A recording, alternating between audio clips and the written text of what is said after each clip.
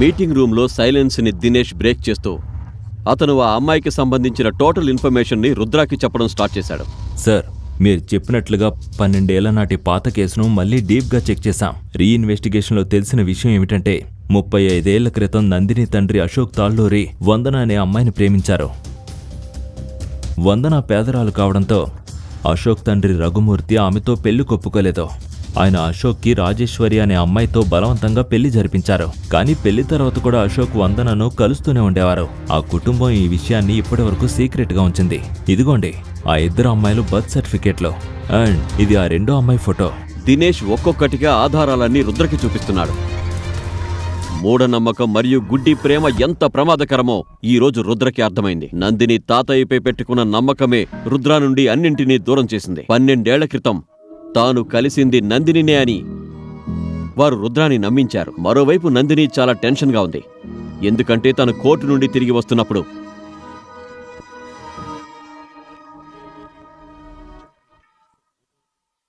ఆమె ముందు నుండి కొన్ని లగ్జరీ కార్లు వెళ్ళాయి.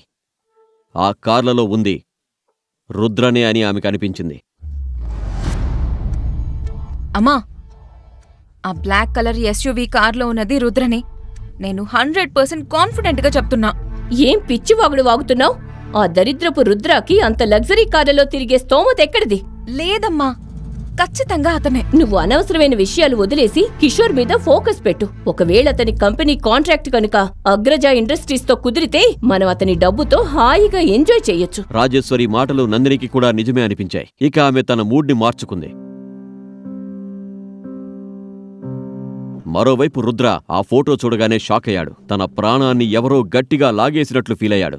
ఏళ్ల తరబడి వెతుకుతున్న తన ప్రేమకు సడన్ గా ఒక దారి దొరికినట్లు అనిపించింది. అతని కళ్ళు ఆ ఫోటోనే చూస్తూ ఉండిపోయాయి. గుండె వేగంగా కొట్టుకోవడం మొదలైంది. తను సర్వస్వం అనుకున్న అమ్మాయి ఈమెనే కదా ఆ రోజు నాతో పాటు ఉందే. అంటే ఈమె తాళ్ళూరి కుటుంబ అక్రమ సంతానమా? మరి ఈ 2 అక్క చెల్లెళ్ళు ఒకేలా ఎందుకున్నారో? అవును సార్, ఈమె అశోక్ తాళ్ళూరి కూతురు, పేరు మేఘన. ఈమెకు జన్మనిస్తూనే వందన గారు చనిపోయారు. నందినితో మీ పెళ్లికి ముందే మీ కంటపడకుండా ఉండాలని వీరి తాతయ్య మేఘనను హాస్టల్కు పంపించారు. 12 ఏళ్ల క్రితం చైల్డ్ ట్రాఫికింగ్ నుండి మీరు కాపాడింది ఈ మేఘననే. 12 ఏళ్లు అనే మాట వినగానే రుద్ర గతం అతని కళ్ల ముందు మెదిలింది.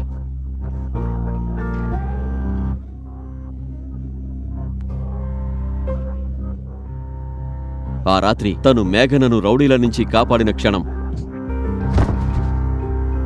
ఆమె అమాయకపు కళ్లల్లో తన భవిష్యత్తును చూసుకున్న క్షణం, ఇద్దరి మధ్య కలిగిన ఆ తొలిచూపు ప్రేమ అంతా గుర్తొచ్చాయి. ఆ రోజు నా వెంట ఉన్న అమ్మాయి ఈమెనే.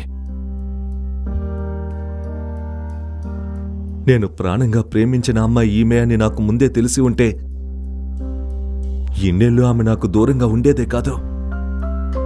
ఆ పరమేశ్వరుడి సాక్షిగా చెబుతున్నాను, ఆమెను దక్కించుకోవడం కోసం నేను ఏదైనా చేసేవాణ్ణి.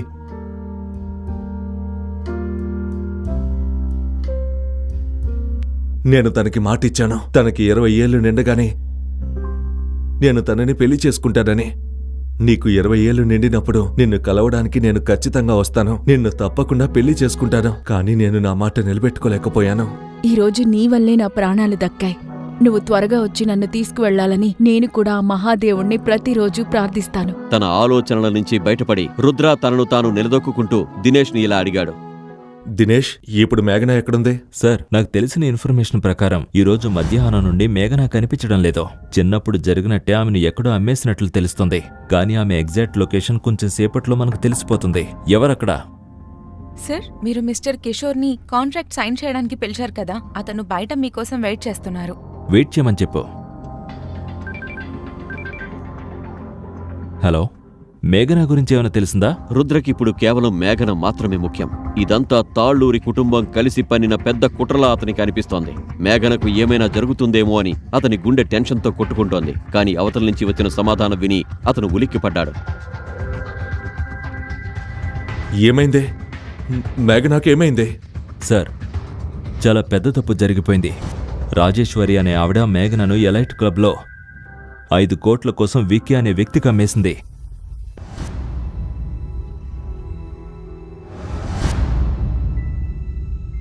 అమ్మేశారా? రుద్ర ఆ విక్కీ పేరు విన్నాడు. అతను అత్యంత నీచమైన వ్యక్తి. తనకున్న డబ్బు బలంతో అమ్మాయిల్ని కొనడం అతనికి ఒక అలవాటు. అతను అమ్మాయిల్ని కేవలం ఒక వస్తువులా భావిస్తాడు. వారి నిస్సహాయతను ఆసరాగా చేసుకుని వారిని తన కోరికలకు బలి చేస్తాడు. ఈరోజు విక్కీ కన్ను ఒక కొత్త వేటపై పడింది. తానే మేఘన. విక్కీ ఆమెను ఒక ఆకలితో ఉన్న కుక్కలా చూస్తున్నాడు. మేఘనకు అక్కడి వాతావరణం అర్థమైపోయింది. అందుకే ఆమె వీలైనంత త్వరగా అక్కడి నుంచి బయటపడాలని అనుకుంది. కానీ విక్కీ ఉద్దేశాలు వేరేలా ఉన్నాయి. మేఘన విక్కీకి ఏదైనా చెప్పే లోపే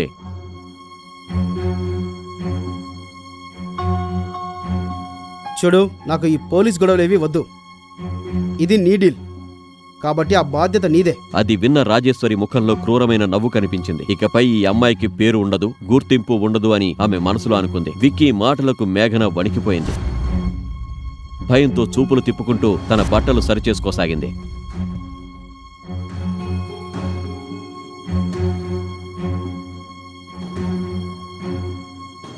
మేఘనా, అంత దూరంలో ఎందుకు కూర్చున్నావు? వచ్చి నా పక్కన కూర్చో. మనం డీల్ సైన్ చేయాలి కదా. ఆ మాట వినగానే మేఘన ఒళ్ళు గగుర్పొడిచింది. విక్కీ దుర్బుద్ధి ఆమెకు పూర్తిగా అర్థమైపోయింది. మేఘన మళ్లీ ఒక పెద్ద ప్రమాదంలో చిక్కుకుంది. ఒక్కసారిగా ఆమెకు తన చిన్ననాటి జ్ఞాపకాలన్నీ గుర్తొచ్చాయి. రాజేశ్వరి తనని ఎలా కొట్టేదో, ఇంటి పనులన్నీ తనతో ఎలా చేయించేదో తలుచుకుంది. చదువులో నందిని కంటే తనే మెరుగ్గా ఉన్నా రాజేశ్వరి తనను డిగ్రీ కూడా పూర్తి చేయనివ్వలేదు. పైగా మేఘన నందిని కంటే అందంగా ఉండడంతో నందిని కూడా ఆమెపై అసూయపడేది.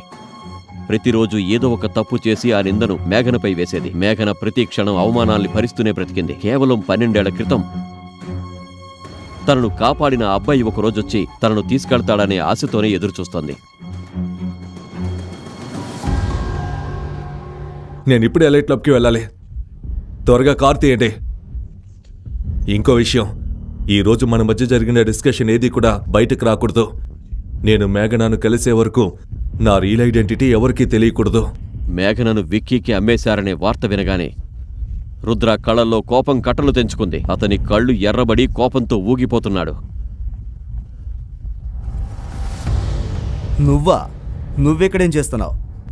ఓ, గార్డ్ జాబ్ కోసం వచ్చావా? కానీ ఇక్కడ గార్డులు కూడా చాలా చదువుకున్న వారే ఉంటారే. సరేలే, నువ్వు రేపు నా ఆఫీస్కి రా. నిన్ను నా ఆఫీస్ బాయ్గా పెట్టుకుంటాను. 5,000 జీతం ఇస్తాను. డీల్ ఓకేనా? రేయ్ నాకే ఎదురు తిరుగుతావా? నేను అగ్రజ ఇండస్ట్రీస్తో కాంట్రాక్ట్ సైన్ చేయబోతున్నాను తెలుసా? మా కంపెనీ అగ్రజతో కలిస్తే చాలు, నేను చీకట్లో కోటీశ్వరుణ్ణి అయిపోతాను. నువ్వు మాత్రం ఇలాగే పేదవాళ్లా ఉండిపోతావు. ఆ నందిని కూడా నిన్ను వదిలేసింది. నీ చెత్త ఒకటి వినే టైం నాకు లేదు. పక్కకి తప్పుకో. రై బికారి వెదవా, నన్నే ఇగ్నోర్ చేసి వెళ్తావా? ఒక్కసారి ఈ కాంటాక్ట్ ఓకే అవ్వనివ్వు, అప్పుడు నీకు నేనేంటో చూపిస్తాను. దినేష్, కిషోర్తో అగ్రజ ఇండస్ట్రీస్ డీల్ని క్యాన్సిల్ చేయి. Okay sir.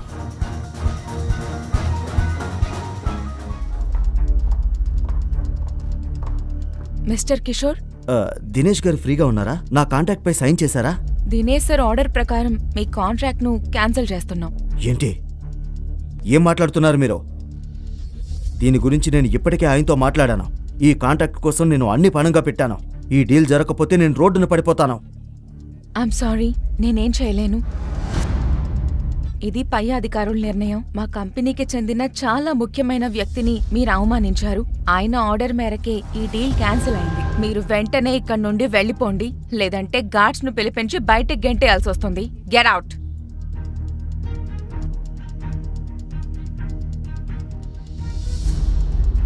ఆ వ్యక్తి ఎవరై ఉండొచ్చో? రుద్రానా? లేదు, వాడు నందిని ఎక్స్ హస్బెండ్ కదా. వాడికి దీనికి ఏం సంబంధం ఉంటుంది? కిషోర్కి ఏమీ అర్థం కాలేదు. గత 2 రోజుల్లో తను రుద్రని తప్ప మరెవర్నీ అవమానించలేదు. కిషోర్ బుర్ర బద్దలు కొట్టుకున్నా అసలు విషయం అంతుపట్టలేదు.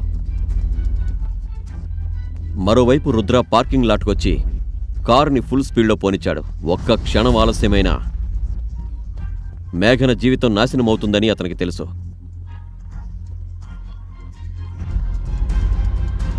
Hello hello mister Arjun, don't worry. ఈరోజు ఆ వ్యక్తిని ఖతం చేస్తాం. గుడ్ న్యూస్ చెప్పావు. ఇప్పటికైనా నేను ప్రశాంతంగా నిద్రపోగలను. ఓకే. మరోవైపు అర్జున్ తన అవమానానికి ప్రతీకారం తీర్చుకోవడానికి సిద్ధమయ్యాడు.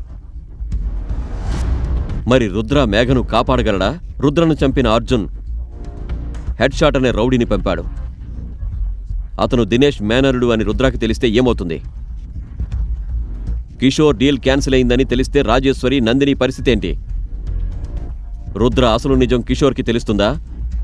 రుద్ర సరైన టైంకి వెళ్లి మేఘనను విక్కీ బారి నుంచి రక్షించగలడా?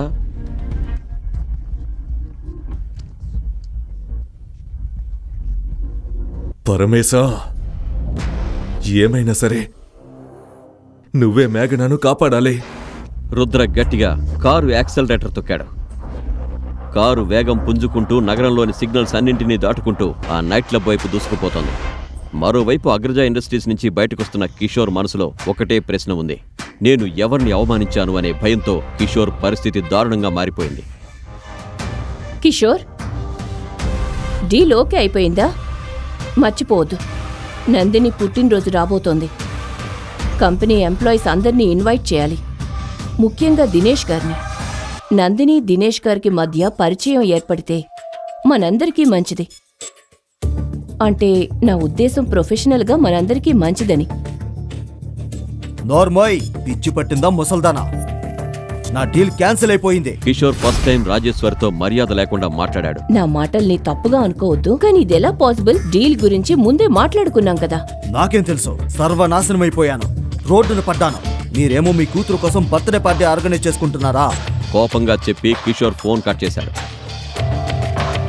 ఈ కిషోర్ గాడు డీల్ క్యాన్సిల్ అయిందంట. ఏంటి? డీల్ క్యాన్సిల్ అయిందా? అంటే దినేష్ గారు నా బర్త్డే పార్టీకి రారా? మరి మన కంపెనీని కాపాడడానికి ఆ 2 కోట్లు ఎక్కడి నుంచి వస్తాయి? మనం తాతయ్య బంగ్లా అమ్మేద్దాం, కనీసం 2-3 కోట్లు వస్తాయి కదా. కూల్ బేటా, ఇల్లమ్మాల్సిన అవసరం లేదు. మేఘనా రాణి గారు ఉన్నారు కదా, విక్కీ ఒక మాఫియా డాన్. అతనికి మేఘన అంటే చాలా ఇష్టం. ఆమె కోసం అతను 2 కోట్లు ఇవ్వడానికి రెడీగా ఉన్నాడు. ఇప్పటికే 50 లక్షలు అడ్వాన్స్ ఇచ్చేశాడు, మిగిలింది రేపిస్తాడు. నువ్వు కిషోర్ గురించి ఆలోచించుకో, వాడు కాకపోతే ఇంకొకడు. ఈసారి నేను నీ కోసం సిటీలోని అత్యంత ధనవంతుడైన అబ్బాయిని వెతుకుతాను. అతను పెద్ద పెద్ద కంపెనీలకి ఓనర్ అయి ఉంటాడు. అతని బిజినెస్ విదేశాల్లో కూడా ఉంటుంది. అందరూ అతని ముందు తల దించుతారు. ఈ మాటలు విని నందిని చాలా సంతోషించింది. తాను ఎవరినైతే పేదవాడని అవమానించిందో ఆ రుద్ర సరిగ్గా రాజేశ్వరి కలలు గన్న తన ధనవంతుడైన అబ్బాయి లాంటి వాడే అన్న నిజం ఆమెకు తెలీదు. రాజేశ్వరి ఇవాళ చాలా హ్యాపీగా ఉంది. ఎందుకంటే ఒకవైపు విక్కీ నుంచి 50 లక్షలు అందాయి, మరోవైపు మేఘనను శాశ్వతంగా వదిలించుకుంది. నిజానికి రాజేశ్వరికి మేఘన అంటే అసహ్యం. ఎప్పుడూ తనని ఎలా వదిలించుకోవాలా అని చూస్తుంటుంది. చిన్నప్పటి నుండి రాజేశ్వరి మేఘనను ఒక యముడిలా వెంటాడేది. తన సవతికి గుర్తుగా ఉన్న ఈ కళంకాన్ని సజీవంగా చూడడం ఆమెకి ఇష్టం లేదు. అందుకే చాలాసార్లు మేఘనను చంపాలని ప్రయత్నించింది. కానీ మామగారికి భయపడి ఆ నీచమైన ఆలోచనని అమలు చేయలేకపోయింది. కానీ ఈరోజు కంపెనీని కాపాడాలనే కారణంతో ఆమెకు మంచి అవకాశం దొరికింది.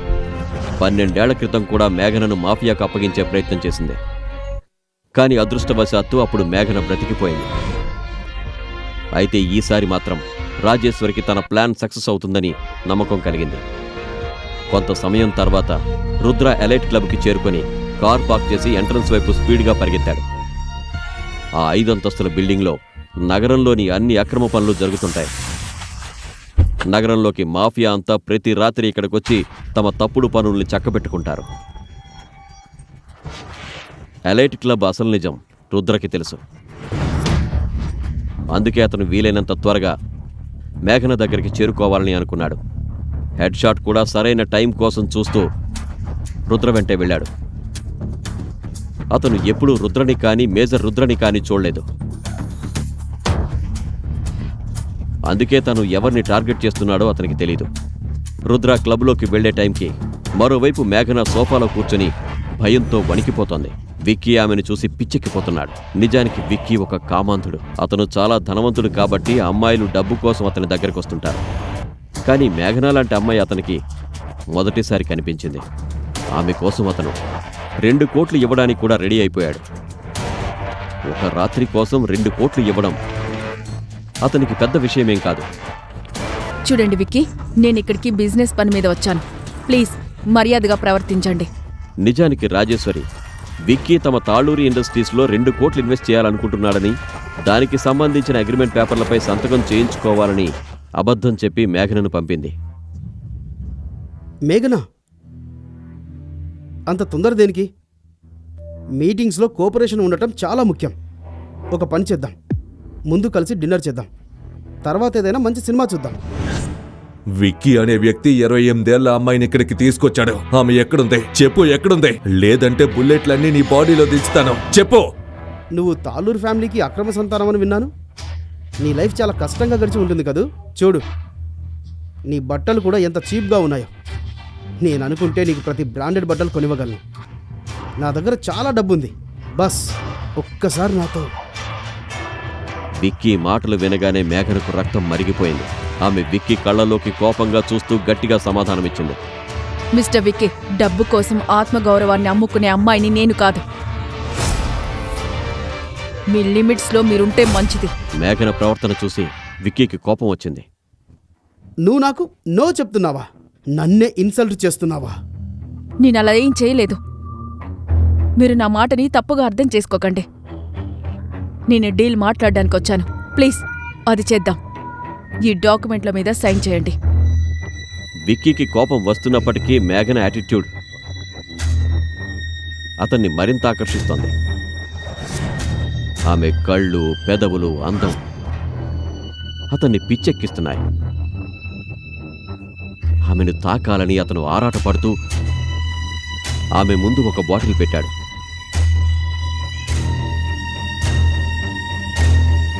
సరే, ఒక పని చేద్దాం.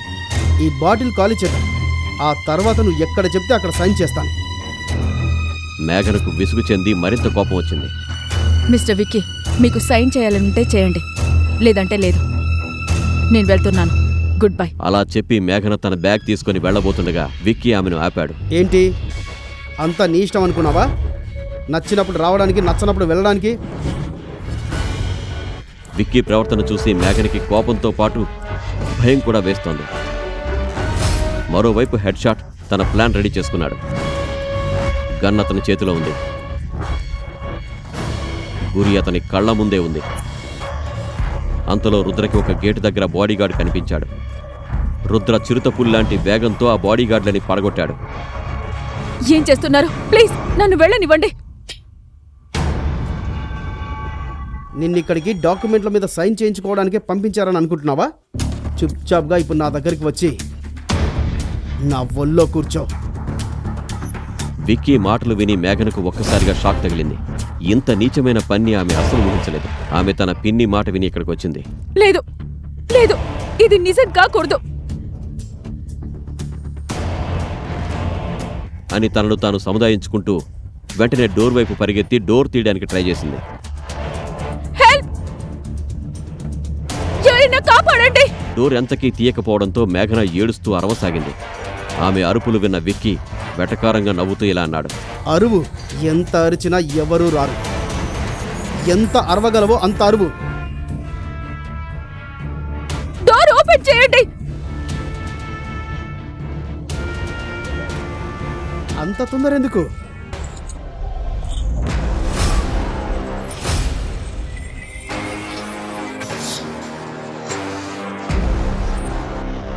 నాకు కావాల్సింది ఒక్కటే, ఈ రాత్రికి నువ్వు నా దానివి.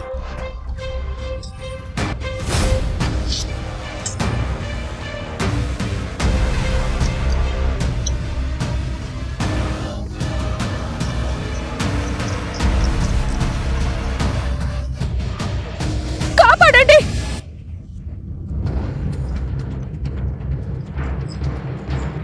మేఘన భయంతో వెనక్కి వెళుతుంటే అప్పుడే డోర్ ఓపెన్ చేసుకుని ఇద్దరు బాడీగార్డ్స్ లోపలికి వచ్చారు.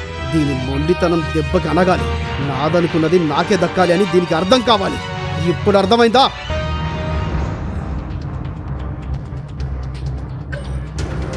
ఎదురు తిరిగితే ఏమవుతుందో.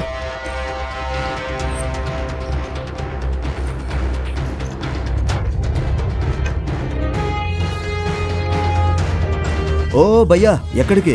లోపలికి వెళ్ళాలి, తప్పుకో. పో. రూమ్లో ఉన్న మేఘన భయంతో వణికిపోతూ 12 ఏళ్ల క్రితం ఆ అబ్బాయి తనకు చేసిన పెళ్లి వాగ్దానాన్ని గుర్తు చేసుకుంది. పరమేశ్వరుడి మీద ఒట్టు, ఇప్పుడు నాకు అడ్డొచ్చావో నీ ప్రాణాలు తీస్తాను. అబ్బో, వెళ్ళనివ్వకపోతే ఏం చేస్తావురా? రుద్ర ఒక్కొక్క బాడీగార్డ్ని ఎదుర్కొంటూ నైట్ క్లబ్ అనే మాయాజాలంలోకి వెళ్ళాడు. హెడ్ షాట్ కూడా రుద్రని చంపే అవకాశం కోసం అతన్ని వెంబడిస్తున్నాడు. విక్కీ తన నీచమైన ప్లాన్లో సక్సెస్ అవుతాడా? ఇప్పుడు మేఘన జీవితం ఏ మలుపు తిరుగుతుంది? రుద్ర సరైన సమయానికి మేఘనను కాపాడగలడా, లేక అతను హెడ్ షాట్ బుల్లెట్కి బలైపోతాడా?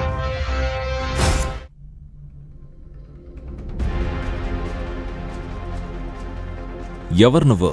నా పేరు వింటేనే నీ ప్రాణాలు పోతాయి. పోతా. అంత ఈజీగా ఎలా వెళ్ళనిస్తాను? ఈమె సవతి తల్లి దగ్గర నుండి 2 కోట్లు పెట్టి కొన్నాను దీన్ని. ఏరా పిచ్చోడా, ఇప్పుడైనా ఓటమి ఒప్పుకో, లేదంటే నీ లైలా ప్రాణాలు తీస్తాను. ఇప్పుడు ఏం జరగబోతోంది? రుద్ర మేఘనను ఎలా కాపాడతాడు? రుద్ర వెనక ఉన్న అసలు నిజమేంటి? మిగిలిన కథను కూడా వినేయండి. మేఘన తనను తాను కాపాడుకోవడానికి విలవిల్లాడుతోంది. విక్కీ తన పూర్తి బలంతో ఆమెను దక్కించుకోవాలని చూస్తున్నాడు.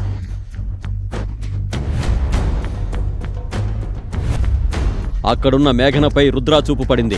ఏ ముఖాన్నైతే అతను 12 ఏళ్ల క్రితం చూశాడో ఒక్క క్షణం కాలం ఆగిపోయింది. అవే కళ్ళు, అదే రూపం. మేఘనను చూడగానే రుద్రా గుండె వేగం రెట్టింపైంది. ఎవరు నువ్వు? నా పేరు వింటేనే నీ ప్రాణాలు పోతాయి.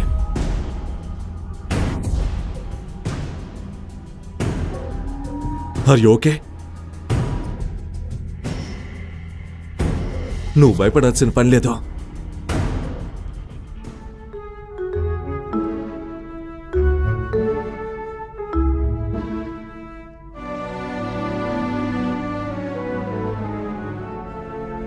అలా ఎలా తీసుకెళ్తావు? నీకు చివరిసారిగా చెప్తున్నాను, నా కడ్డు తప్పుకో, లేదంటే నువ్వు ప్రాణాలతో మిగలవు. ఎవడ్రా నువ్వు? నా క్లబ్కి వచ్చి నాతోనే పెట్టుకుంటావా? నువ్వు ఎప్పటికీ మర్చిపోలేని ఫేస్ నాది. పద. అంత ఈజీగా ఎలా వెళ్ళనిస్తాను? సవతి తల్లి నుంచి ఈమెని 2 కోట్లు పెట్టుకున్నాను. మగాడివైతే నన్ను ఆపి చూడు. రుద్ర విక్కీని చితక్కొడుతున్న తీరు చూసి మేఘన భయపడిపోయింది. విక్కీకి ఎంత బలగం ఉందో, అతని అధికారం ఏంటో ఆమెకు బాగా తెలుసు. రుద్ర, నువ్వు ఇక్కడి నుండి వెళ్ళిపో. వీడు చాలా డేంజర్. నువ్వు టెన్షన్ పడుకో, ఆ భోలేనాథ్ మనతో ఉన్నాడు. విక్కీ కోసం రుద్ర అటు ఇటు తిరిగి చూశాడు. ఆ శివయ్య మీదొట్టు, ఈ రోజు వీణ్ణి ప్రాణాలతో వదలను. రుద్ర, నీకెందుకు అర్థం కావడం లేదు? వీడు మన ఇద్దరిని చంపేస్తాడు. నా జీవితంలో జరుగుతుంది అంతా నా కర్మ. నా కోసం నువ్వు నీ ప్రాణాలను ఎందుకు పణంగా పెడుతున్నావు? రుద్ర ఆ మాటలేవి పట్టించుకోలేదు. అతను ఇలా అన్నాడు. ఇది నీ దురదృష్టమని నువ్వు భావిస్తే నీ తలరాత మార్చడానికి ఆ శివయ్య నన్ను ఇక్కడికి పంపాడని అర్థం చేసుకో. రుద్ర మాటలు విని మేఘన షాక్ అయింది. 12 ఏళ్ల క్రితం తనను పెళ్లి చేసుకుంటానని మాటిచ్చిన అబ్బాయి ఇతనేనా అన్న ఆలోచన ఒక్క క్షణం ఆమె మనసులో మెదిలింది. అప్పుడే విక్కీ చేసిన ఒక్క ఫోన్ కాల్తో నైట్ క్లబ్లో బాడీగార్డ్స్ అందరూ గుంపుగా వచ్చారు. ఇప్పుడేం చేస్తావు? ఇక్కడి నుండి వెళ్ళిపోమని ముందే చెప్పాను కదా. నాతోరా. భయంతో మేఘన శరీరం వణికిపోతోంది. కానీ రుద్ర ముఖంలో మాత్రం ఎలాంటి ఆందోళన లేదు. నువ్వెక్కడే ఉండవు, ఒక 5 నిమిషాలు.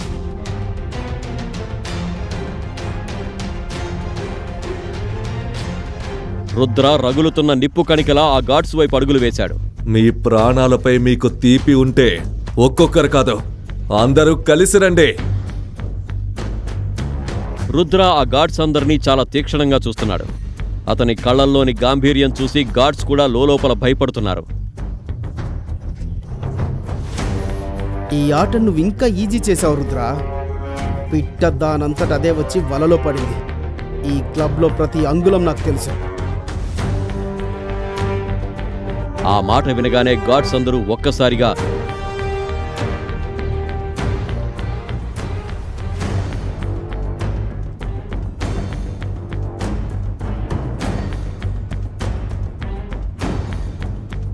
రుద్ర మీదకు దూసుకెళ్లారు. రుద్ర భయంకరమైన ఫైట్ చూసిన మేఘన నిశ్చేష్టురాలైంది.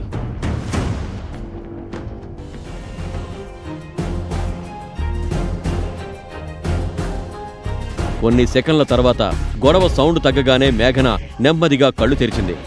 ఎదురుగా ఉన్న దృశ్యాన్ని చూసి ఆమె ఆశ్చర్యంతో నోరెళ్లబెట్టింది. మీలో ఉన్న దమ్ము ఇంతేనా? హా?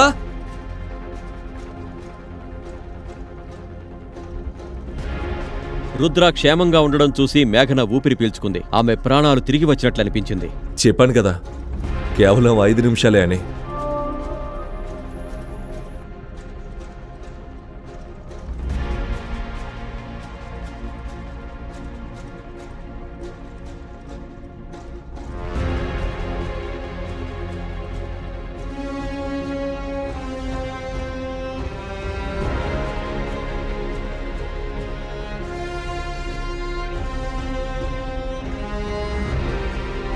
రుద్ర మేఘన చెయ్యి పట్టుకుని కిందకి రాగానే విక్కీ ఆ దృశ్యం చూసి అవాక్కయ్యాడు.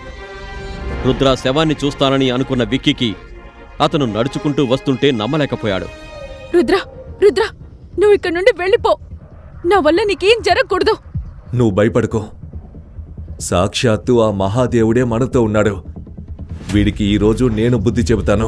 రుద్ర విక్కీకి చాలా దగ్గరగా వెళ్ళాడు. కాని అతను ఏదైనా మాట్లాడే లోపే ఏరా రుద్ర, ఇప్పుడైనా ఓటమిని ఒప్పుకో. రుద్ర వెనక్కి తిరిగి చూడగానే అతని కళ్ళు ఆశ్చర్యంతో బైర్లు కమ్మాయి. మేఘన తలకు గన్ గురిపెట్టి ఉండడం చూసి అతను ఒక్కసారిగా షాక్కి గురయ్యాడు. లేదంటే నీ లైలా ప్రాణాలు తీస్తాను. మేఘనను గన్ పాయింట్ లో చూసిన రుద్ర లోపల భయపడ్డాడు. కాని ఈ పరిస్థితిని ఎదుర్కోవాలంటే అతను ప్రశాంతంగా ఉండడం చాలా ముఖ్యం.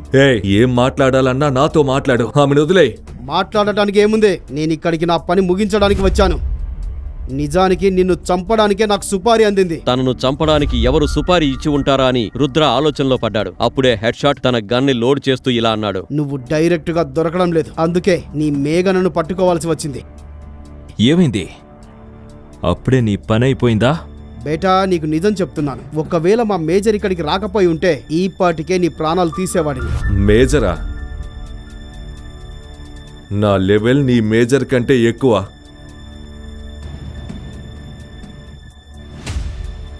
రుద్ర అన్న ఈ మాట హెడ్ షాట్ కు అస్సలు నచ్చలేదు. నిజానికి హెడ్ షాట్ ఏ మేజర్ గురించైతే గొప్పగా చెబుతున్నాడో ఆ మేజర్ మరెవరో కాదు, అతనే రుద్రతేజ. మా బాస్ను చూసి నవ్వుతావా? మా మేజర్ని ఎగతాళి చేస్తావా?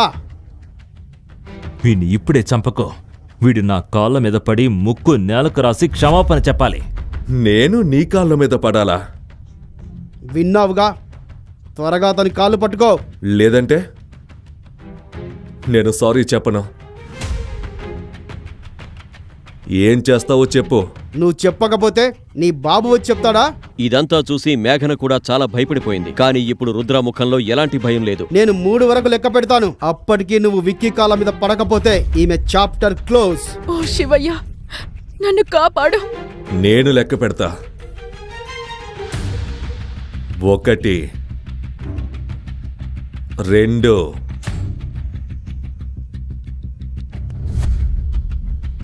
ఇప్పుడు రుద్ర తన జేబులో చేయి పెట్టి నెమ్మదిగా ఒక లెటర్ బయటికి తీశాడు. అతని ముఖంపై ఒక చిన్న చిరునవ్వు మెరిసింది. ఆ లైటర్ అతని జీవితంలోని ఎన్నో లోతైన రహస్యాలకు సాక్షిగా ఉన్నట్లు అనిపించింది.